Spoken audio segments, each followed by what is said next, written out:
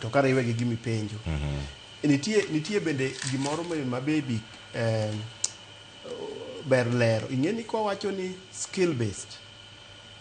Skill en gima ng'ato nyalo timo gi sombe moyudo.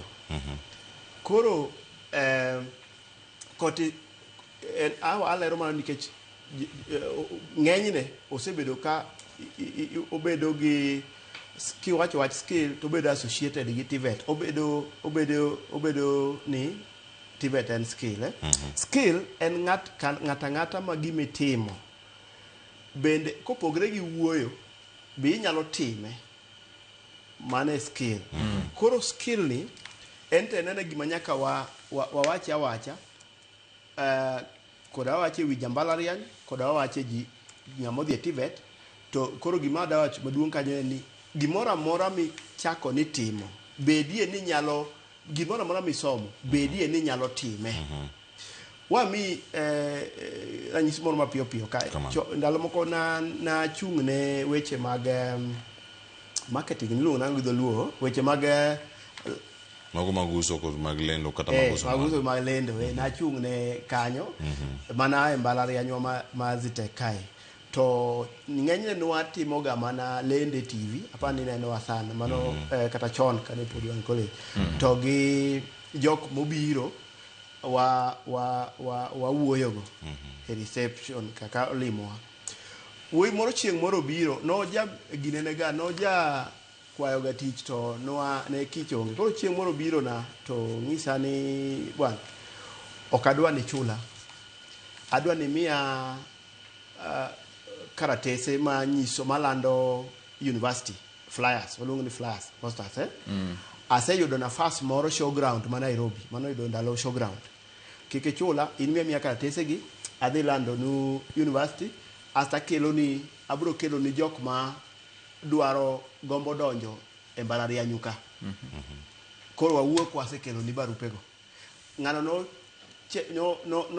no joktu wacho no challenge pacha sana. Kowacho ni ing'eni o create gima dwa kelo kanyo ni ng'ani ng'amo somo marketing to kobia ni mondo bedi kanyo mondo ndike.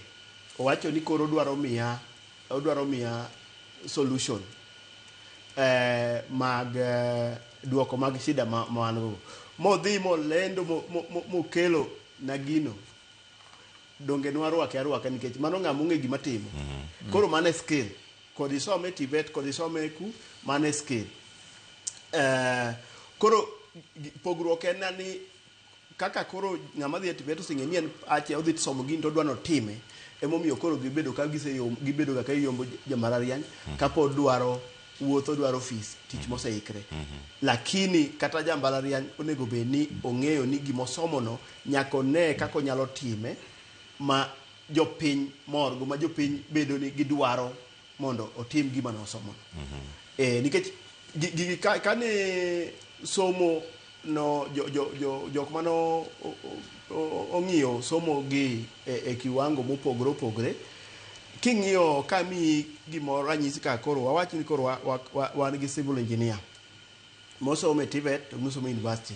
Mosomo e TVET nonego bed ni ogoro gimo miluongo ni loading. Odni kogere chumbe onego bed ni ringo nang'o.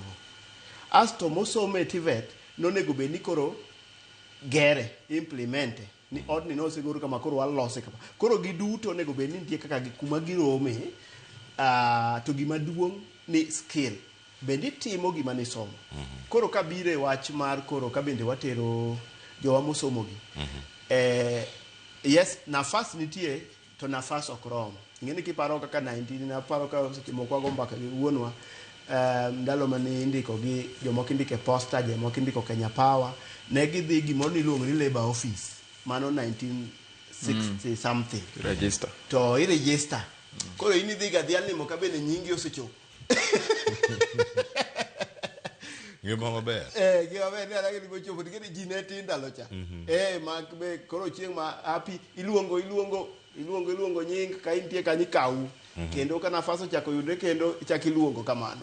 Koro tinde ji ng'eny kuma nyaka wayie ni to ji nyuolore to en nani ni ok wasebedo ka koro pinje madongore kaka koro pinywa mar Kenya ok wasebedo kwa loso wamedo nafasego kaka onego bedni kaka ji dongo medo bedo mang'eny te kaka kane jambaka wacho ni industrialization osebedo ka piny kaka waloso industries wakelo wabiro gi paro opogore osebedo ka bedo piny emomiyo ineno ka jowetewa ma wuok piny ma China ka gibiro to ging'iyo apiko to giwacho ka gineno ka japiko koth goyo to gidhi giloso gimoro ni koro japiko nyaga chwo kama to ni koro en mabul koro chieng' koth ok chame koro mane mwasebedo go okwa tim gigi magik monyal timo ka to kwasebedo kwa timo koro miyo nafas osebedo kadiyore then ng'amuwuok maybe e somo